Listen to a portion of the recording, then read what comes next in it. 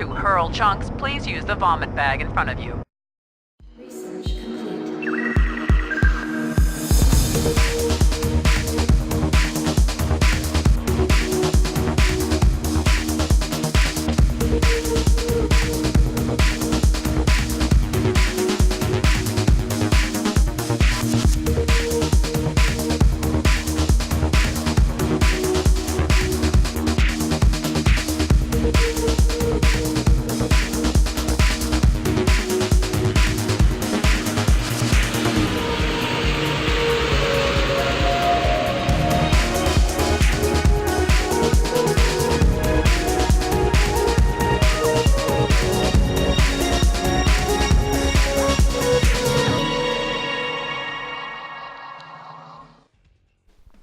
Alright, this is going to be ForGG versus Shiny McShinerson on match point.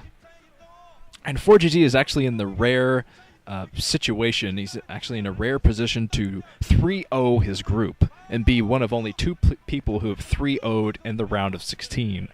Can he do it? I'm not sure, but it's very weird to think of him as that type of player. Because I don't think ForGG has ever even been in an OSL round of 8. But he's guaranteed to move up now, no matter what happens.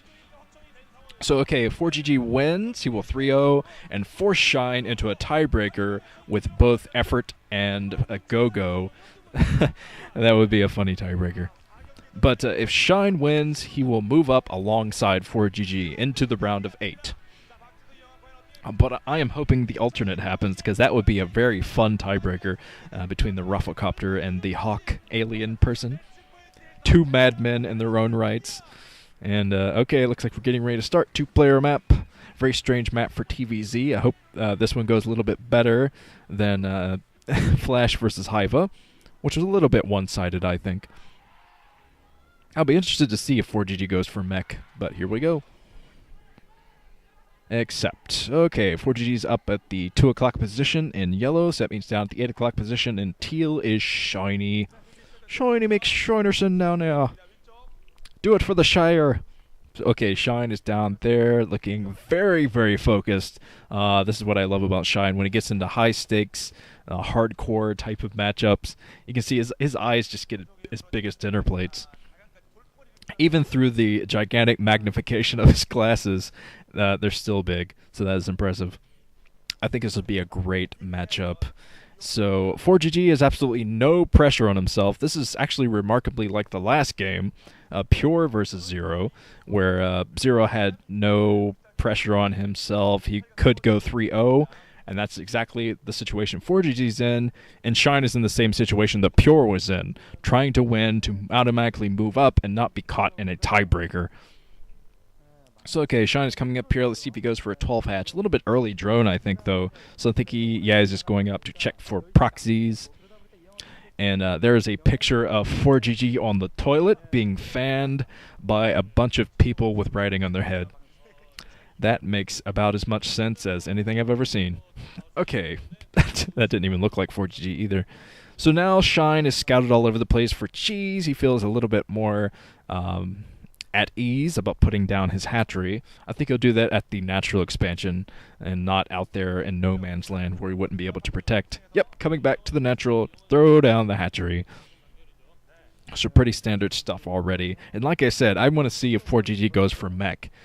Flash went for mech, which makes me think in my head that he had problems on this map and practice just going for regular play. By the way, 14 Command Center from ForGG. 14 Command Center, actually a 13 Command Center from him. Cut it out a little bit earlier than 13.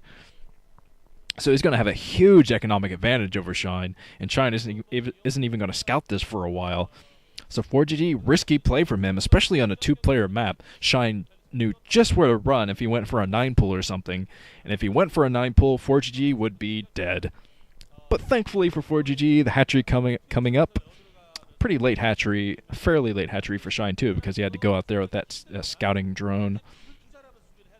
But now Shine has his extractor up before his spawning pool, and let's see what he does from these two bases, if he goes for standard 2-base muta or not. So now Shine, he sees the base, he's probably swallowing a lump in his throat right now, like, ah, crap, I'm going to have to fight off against this kind of hugely economic advantage build against me. So he has two options at this point. Shine has two options: be super hyper aggressive to try to beat down this build, or expand again himself, because he'll be able to expand again, get a third base, and probably ForGG won't have an answer for it for a little while longer.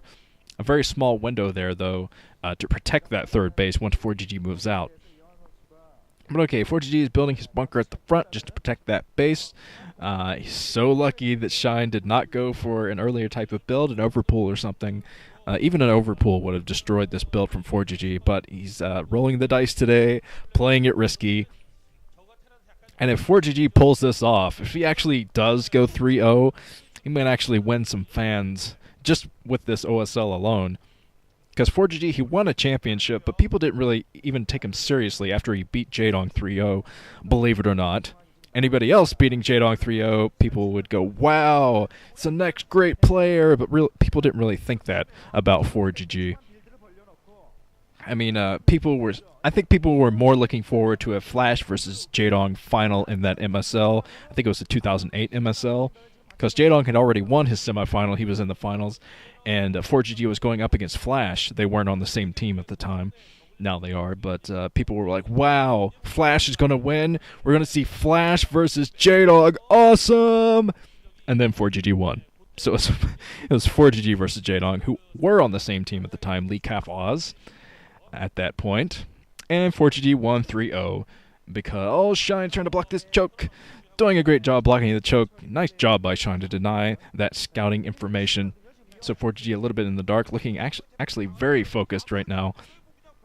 That's what I love to see about both ForGG and Shine. They really wear their hearts on their sleeves. They show the emotion during the game, and you don't get that from every single player, especially players like Bisu or something like that.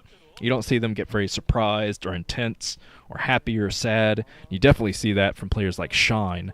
I remember his games against Movie in the last OSL where he's just smirking after a game saying, okay, I can still win. And then after another game he lost, he wasn't smirking anymore. He looked absolutely pissed off. It was pretty awesome. But Shine actually expanding again, getting the fourth expand. So, wow, getting the fourth base up already. Very risky play from him, because ForGG no doubt going to move out soon. He put down at least 2 barracks than I saw, if not more.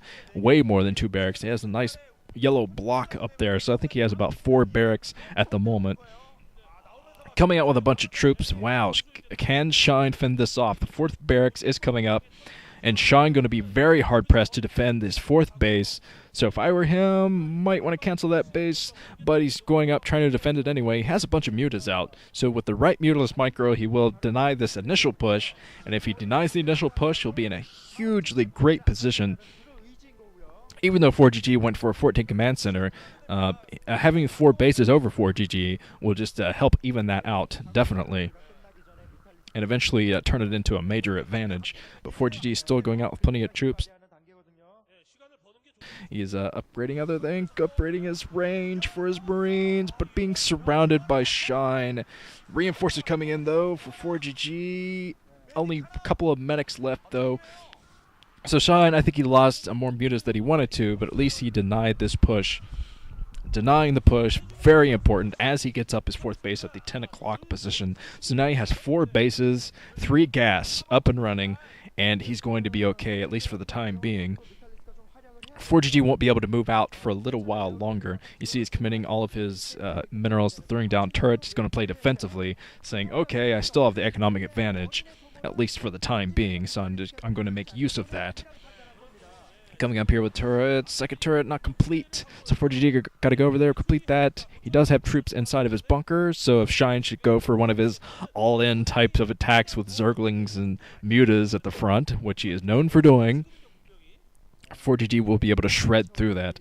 And Shine has actually shown some lacking game sense in his all-in attacks recently.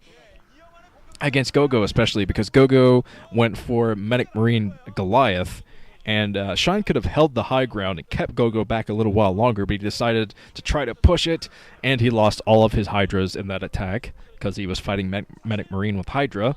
We all know how well that works. So, hopefully Shine scrubbed himself, well, not scrubbed himself, brushed himself off. Yeah, hopefully he took a bath, because Shiny looks a little bit greasy. So he is still out with his mutas. Still got to utilize those mutas right now. Pick off as many Marines as he can, because ForGG coming out with an even stronger force this time. And I don't see lurkers anywhere for Shine. Looks like he's still committing to all mutas to defend this. I'm very interested to see what he's going to switch to after this, because this is a weird map for any kind of tech, really.